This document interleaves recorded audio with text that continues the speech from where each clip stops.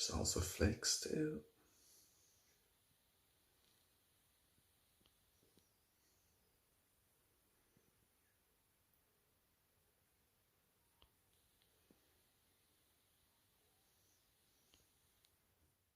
Day after my morning stroll with my child. You can see there's quite a lot of stuff in there.